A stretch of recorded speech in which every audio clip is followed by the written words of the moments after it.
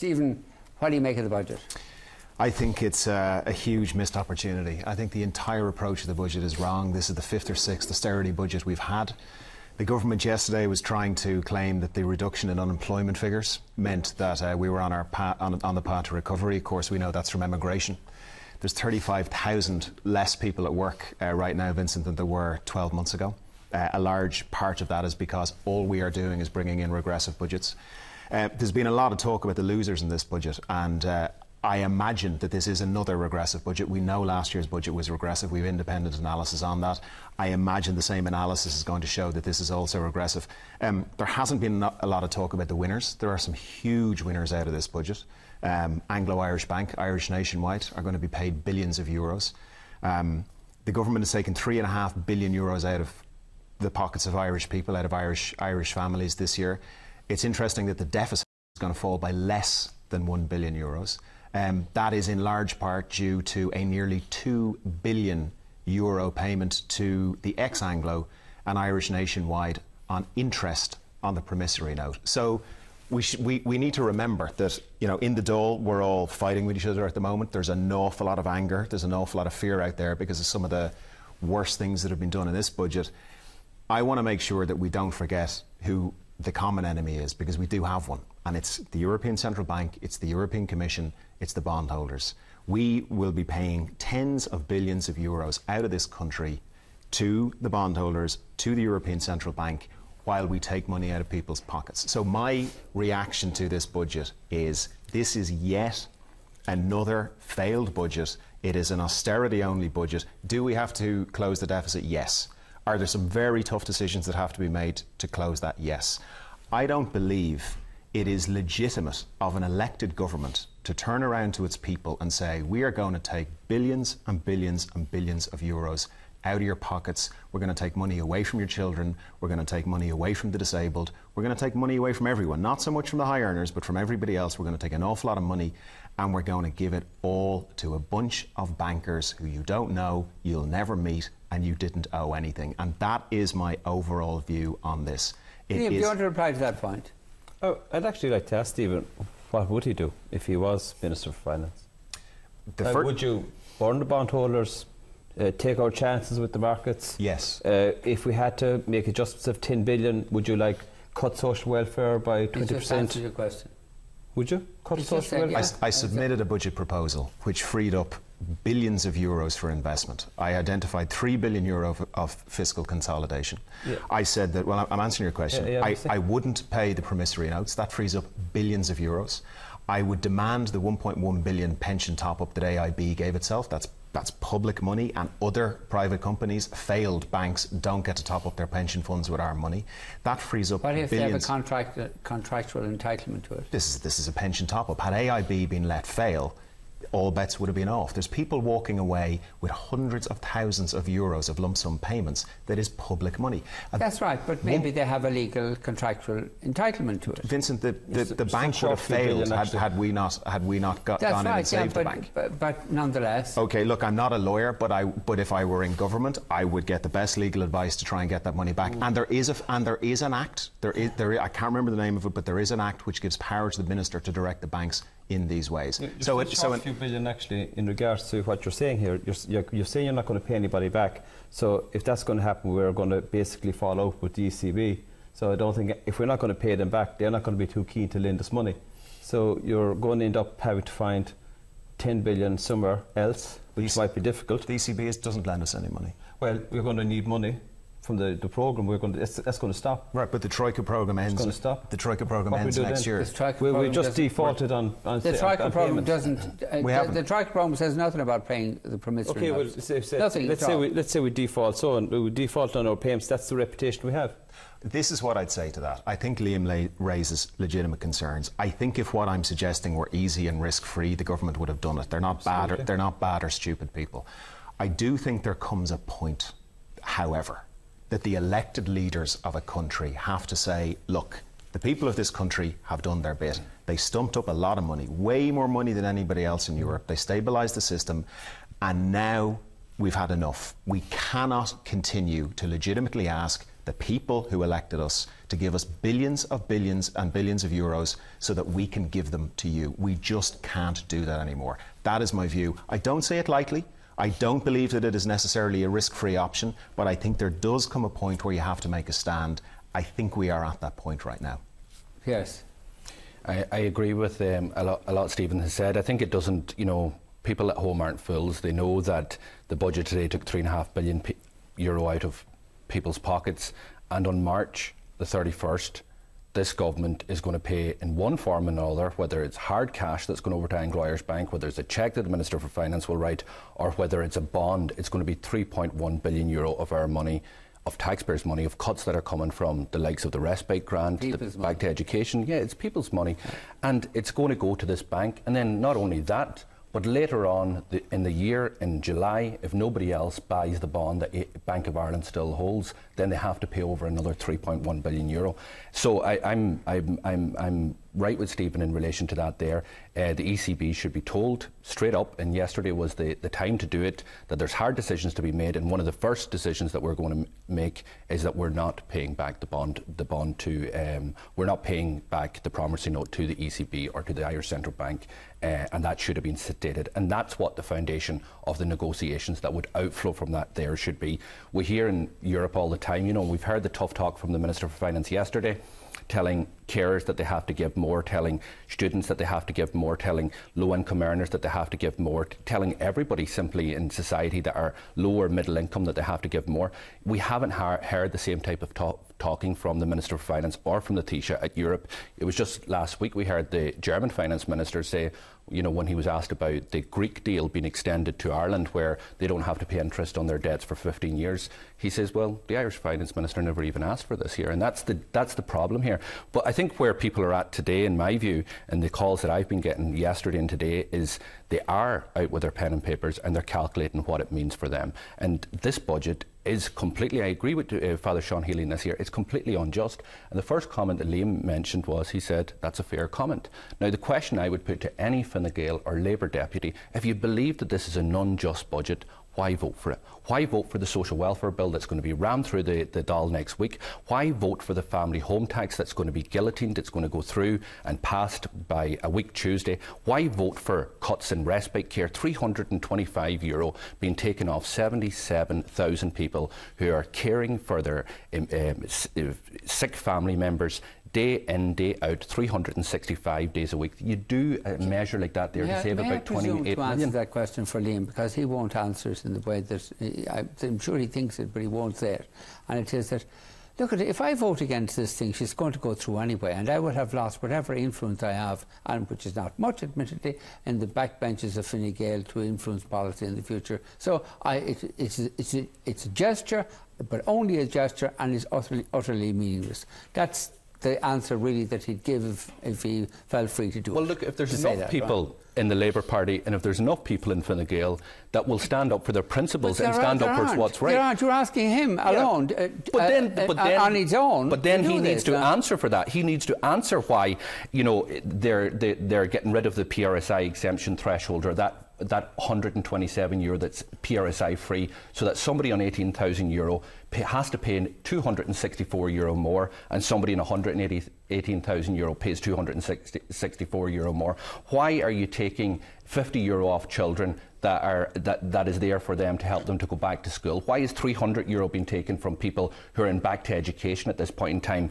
Why are school students being burdened with €250 more of registration fees, and $250 more next year, and $250 more the year after? These are the questions that people are asking, and they're damn mad out there, because there were choices. Now, I know that Fine Gael want to protect the wealthy, but it's not all wealthy people who voted for Fine Gael, and people need to ask themselves if that's the type of party that you have done, because you have protected the wealthy here.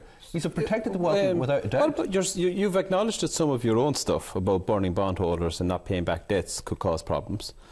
Some of your own policies, I mean, maybe if you ran them through the Department of Finance, you might have given us some ideas. All tax. This is a complete. Let me just say that you're very good at just kind of picking out things. There are problems for every single sector of society, and you've managed to go through them all. You've said about the increase in the students' grant. There is a problem with the increase. Yeah, there's a problem there, but what are we going to do? We've got 80,000 extra people going to school, 30,000 extra going to third level education. what I say to you is don't take the clothes off their back or the shoes off their feet. And in relation to questions, in relation to our look budget, what we're trying to do. We're going to try to take on extra school teachers. We're going to have to make more classrooms for students. Liam, are you joking? Are you joking? Do you know what's happening? Do you know what's happening in this budget for schools that have 4 teachers or less? The pupil-teacher ratio is increasing for those rural schools. That's the reality. What you've done for... Look how many extra students are going to our schools and going to our third-level educations. Look at the amount of extra old-age people that we're going to have to look after. Look at the extra medical care patients we're going to look after. Look at the extra, you had choices, look at the extra operations, this medications, is the third time you've talked about the demographics of the country. And you keep acting like there's nothing going on. Maybe you're wishing that more than the 87,000 people would emigrate and then you would get it back to like there's nothing going on. We've put forward costed proposals that were costed by the Department of Finance through parliamentary... Of course they were, and I'll print my parliamentary questions tomorrow. I will send them in an email. You didn't send in the Sinn Féin proposals to the Department of Finance. They're costed through parliamentary questions directly to the Minister for Finance and put in the public record that anybody can check on the Oireachtas website the answers we get back. You could have increased taxes on high earners. People earning over 100,000 and you're euros. Absolutely certain that would have no knock-on impact, no knock-on effect to multinationals, even though multinationals come into this country say, you know, that when we're charging 52 cents, 52% to higher earners. You know, that's operated tax. Don't talk nonsense out there. Somebody earning... you just tell me that you don't think it will have any effect whatsoever on the recovery and the fact that we're getting multinationals into this country. Just say it, that's all you say. Let's deal with facts instead of spending. Somebody earning, and this is Department of Finance figures, somebody earning €136,000 per year pays 24.4% effective tax rate. That's the tax that they pay, not the 52%. And the reason that they don't pay 52% is because there's massive reliefs. What you're talking about is a marginal tax rate, which is at 52%, but that isn't the tax that they pay. And what we're asking is you could have asked people to pay 7 cents more in the euro. That would bring in €365 million. That would be equivalent, that would be twice as much that you're going to do by cutting child benefit on people that have low and middle incomes. The child benefit is what many families rely on to keep them over the line, but you have no problem taking €18 off the third child, €20 off the fourth child and €10 off the first and second child, Liam. So instead we'll undermine our recovery by just doing something like what you propose. What about the recovery of these families that are already in poverty? What about the families that what about their recovery? The only recovery that you care about is let's not affect the people who work in multinational companies that are high earners. If this country goes further back and further back, and we have to borrow more and more, you will get your dream of turning Ireland into some version of Greece. It's nonsense, absolute nonsense. And that's this isn't about doing nothing, Liam. This is about different choices that could bring in different money that would have looked at different earners. You could oppose everything, I oppose everything, and then the mythical wealth tax then comes in. No, the wealth tax is only one proposal. As I said, you oppose the fact that we're having a property tax which will be on.